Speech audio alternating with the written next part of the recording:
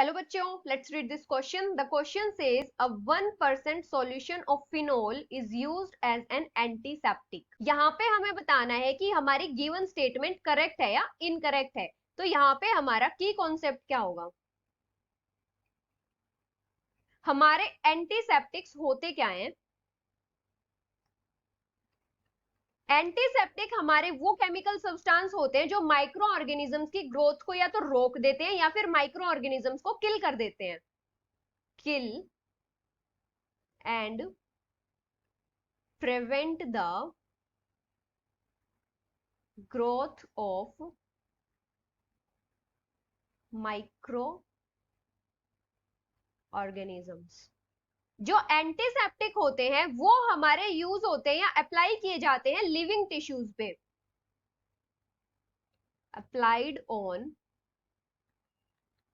Living tissues such as wounds, cuts and diseased skin surfaces.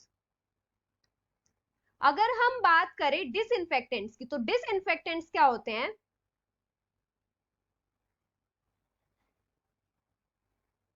जो disinfectants होते हैं वो भी हमारे माइक्रो ऑर्गेनिजम्स को किल करने के लिए यूज होते हैं, लेकिन इनको अप्लाई किया जाता है जो नॉन लिविंग सरफेस होता है या फिर हम बोले इनएनिमेट सरफेस पे. अप्लाइड टू इनएनिमेट सरफेस या फिर objects such as floor, drainage system etcetera. अभी अगर हम बात करें फिनॉल की, तो फिनॉल हमारा यूज तो दोनों के जैसे ही होता है. Use as both as antiseptic and as disinfectant. जो हमारा फिनॉल होता है वो दोनों के जैसे एक्ट करता है, लेकिन डिफरेंट डिफरेंट कंसेंट्रेशन में. But by wearing in concentration. अगर फिनॉल की कंसेंट्रेशन हम 0.2% लेते हैं तो ये हमारा यूज होता है एज एन एंटीसेप्टिक.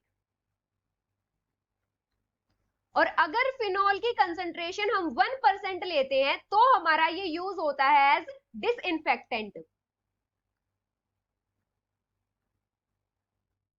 हमारे 1% कंसेंट्रेशन में फिनॉल डिसइंफेक्टेंट के जैसे यूज होता है. So the final answer is that the given statement is false.